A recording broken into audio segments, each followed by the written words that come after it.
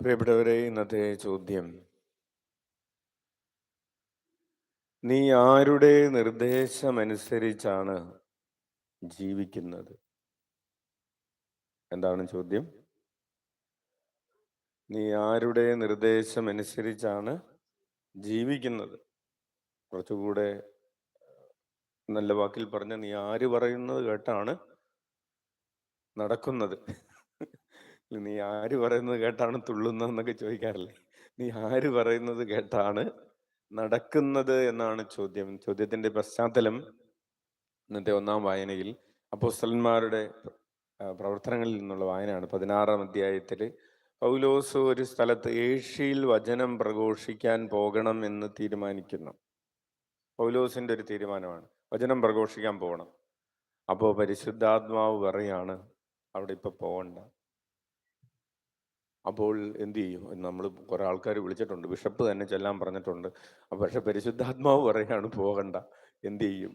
അപ്പൊ പൗലോസ് തീരുമാനമെടുക്കുകയാണ്, പോകുന്നില്ല.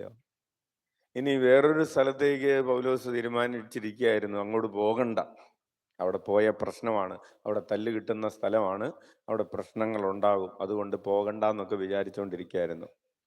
അപ്പോൾ പരിശുദ്ധാത്മാവ് പറയാണ്, നീ അങ്ങോട്ട് പോകണം.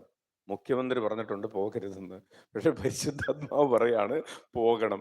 എന്തു ചെയ്യും? പോകും. അപ്പോൾ ആര് പറയുന്നത് കേട്ടാണ് തീരുമാനമെടുക്കുന്നത്? പരിശുദ്ധാത്മാവിന്റെ പ്രചോദനങ്ങൾക്ക് വേണ്ടി കാതുകൊടുത്ത് ജീവിക്കുകയാണ്.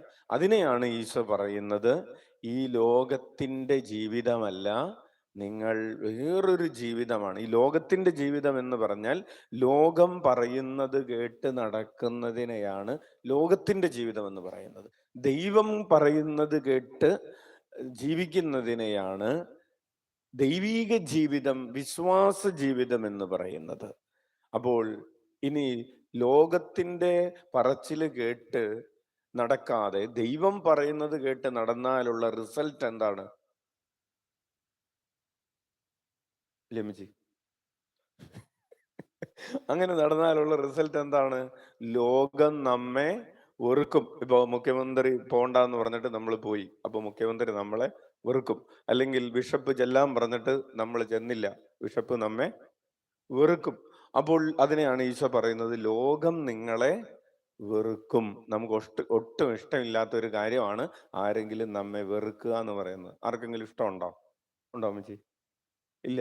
നമ്മുടെ ഇഷ്ടം എന്താണ് മോളെ? എല്ലാവരും നമ്മെ സ്നേഹിക്കണം. അതൊരിക്കലും നടക്കില്ല, എങ്കിലും നമ്മുടെ ഒരു ആഗ്രഹം അങ്ങനെയാണ്, ആരും നമ്മെ വെറുക്കരുത്. അതുകൊണ്ട് നമ്മൾ എന്ത് ചെയ്യും? ആളുകളെ വെറുപ്പിക്കാതിരിക്കാൻ വേണ്ടി അവര് പറയുന്നത് ഇവര് പറയുന്നതൊക്കെ ചെയ്യും. അവസാനം ദൈവം ആകെ മാറ്റി വയ്ക്കുന്നത് ആര് പറയുന്നതായിരിക്കും? പരിശുദ്ധാത്മാവ് പറയുന്നത് മാറ്റി വയ്ക്കും. എന്നിട്ട് ലോകം പറയുന്നതിൻ്റെ അടുത്ത് ഈശോ പറയാണ്, നിങ്ങൾ ഈ ലോകത്തിൻ്റെതല്ല, കാരണം ഞാൻ നിങ്ങളെ ഈ ലോകത്തിൽ നിന്ന് എടുത്തു മാറ്റി എനിക്ക് വേണ്ടി വേർതിരിച്ചിരിക്കുന്നു. കൈയടിച്ച് കർത്താവിന് നന്ദി പറയാം. ലോകം പറയുന്നത് കേട്ട് നടക്കാൻ നിങ്ങൾ ഈ ലോകത്തിൻ്റെതല്ല. ആ ഒരു ബോധ്യമാണ് നമുക്ക് ഈശോ ഇന്ന് ഈ പ്രഭാതത്തിൽ തരുന്നത്. You are not of this world but you are of mine. നിങ്ങൾ ദൈവരാജ്യത്തിന് വേണ്ടി മാറ്റി നിർത്തപ്പെട്ടവരാണ്. കണ്ണുകളടക്കാം. ഈ ഒരു അവബോധം, കർത്താവിൻ്റെ ആത്മാവ് എന്നെ നയിക്കട്ടെ. ഞാൻ ഈ ലോകത്തിന് വേണ്ടി, ഈ ലോകത്തിൻ്റെ കാഴ്ചകൾക്ക്, കേൾവികൾക്ക്, വാർത്തകൾക്ക് വേണ്ടി ജീവിക്കുന്നവനല്ല, ജീവിക്കേണ്ടവളല്ല. ഞാൻ ദൈവരാജ്യത്തിന് വേണ്ടി മുഴുവനുമായും കൊടുക്കേണ്ടവനാണ്, കൊടുക്കേണ്ടവളാണ് എന്ന ഒരു ബോധ്യം ഹൃദയത്തിൽ ആഴപ്പെടട്ടെ.